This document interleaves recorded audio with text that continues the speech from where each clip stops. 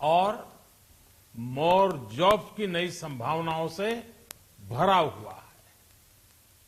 और एक नया क्षेत्र और खुला है और वो है ग्रीन जॉब्स का।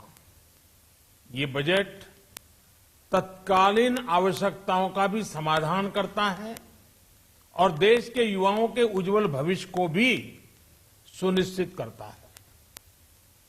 ये पिछले कुछ घंटों से देख रहा हूं जिस प्रकार से इस बजट का हर क्षेत्र में स्वागत हुआ है, सामान्य मानवी की जो सकारात्मक प्रतिक्रिया आई है उसने जनता जनार्दन की सेवा का हमारा उत्साह अनेक गुना बढ़ा दिया है।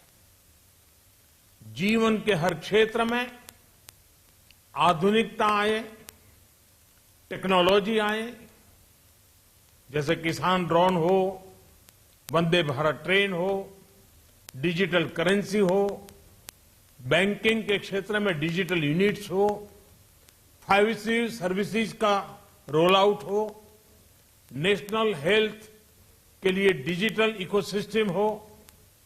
इनका लाभ हमारे युवा, हमारे मध्यम वर्ग, गरीब, दलित, पिछड़े, ये सभी वर्गों को मिलेगा। इस बजट का एक महत्वपूर्ण पहलू है गरीब का कल्याण। हर गरीब के पास पक्का घर हो, नल से जल आता हो, उसके पास शौचालय हो, गैस की सुविधा हो, इन सभी पर विशेष ध्यान दिया गया है। इसके साथ ही आधुनिक इंटरनेट कनेक्टिविटी पर भी उतना ही जोर है।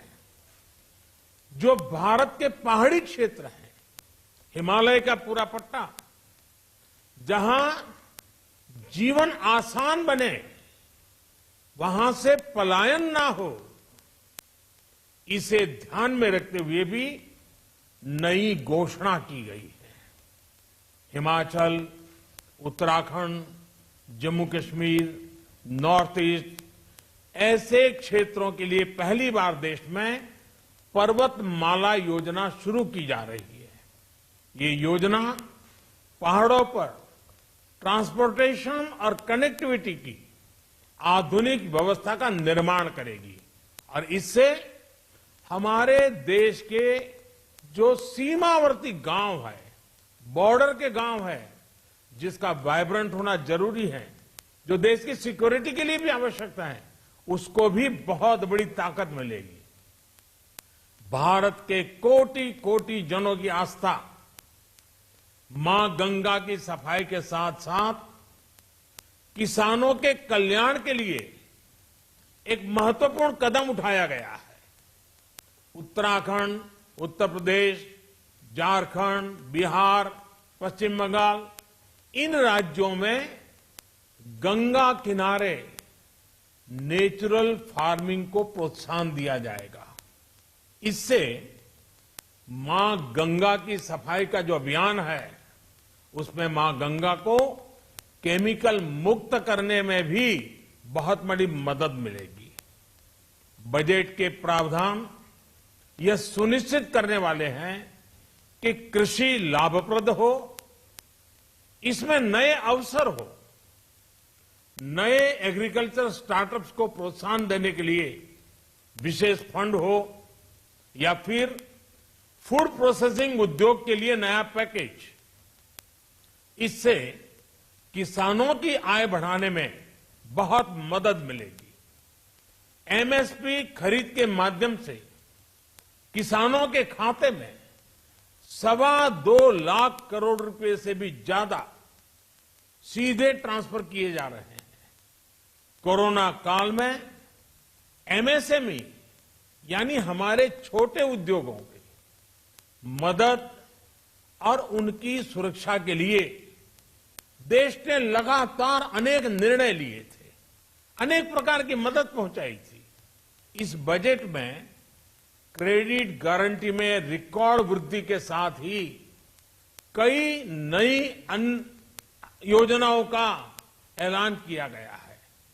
डिफेंस के कैपिटल बजट का 68% डोमेस्टिक इंडस्ट्री को रिजर्व करने का भी बड़ा लाभ भारत के एमएसएमई सेक्टर को मिलेगा। ये आत्मनिर्भरता की तरफ बहुत बड़ा मजबूत कदम है।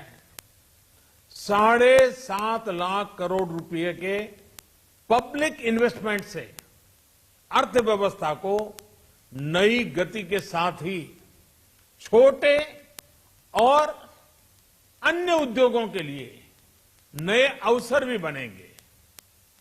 मैं वित्त मंत्री निर्मला जी और उनकी पूरी टीम को इस पीपल फ्रेंडली और प्रोग्रेसिव बजट के लिए बहुत बहुत बधाई देता हूं। कल भारतीय जनता पार्टी ने मुझे सुबह 11 बजे बजट और आत्मनिर्भर भारत विषय पर बात करने के लिए निमंत्रित किया है। कल 11 बजे मैं बजट के इस विषय पर विस्तार से बात करूंगा। आज इतना काफी है। बहुत बहुत धन्यवाद। आप सुन रहे थे और बजट पर की जो खास बातें हैं उन्होंने उसका जिक्र किया है और उनका कहना है कि हमारे ये सपना है कि हर गरीब के पास उसका अपना घर हो, जिसके लिए इस बजट में प्रावधान रखा गया है। हर गरीब के पास पक्का घर हो।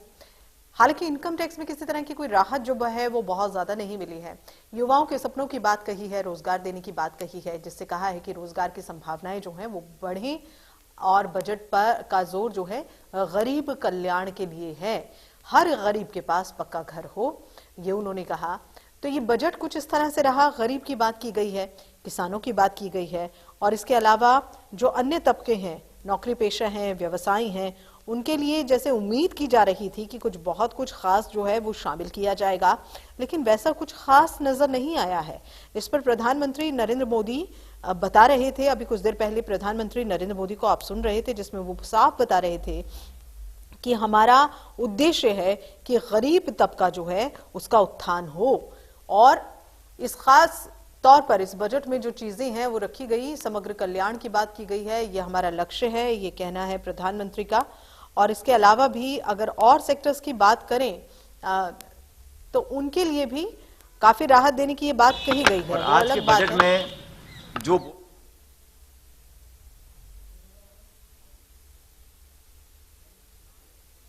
और अब एक नजर हेडलाइंस पर।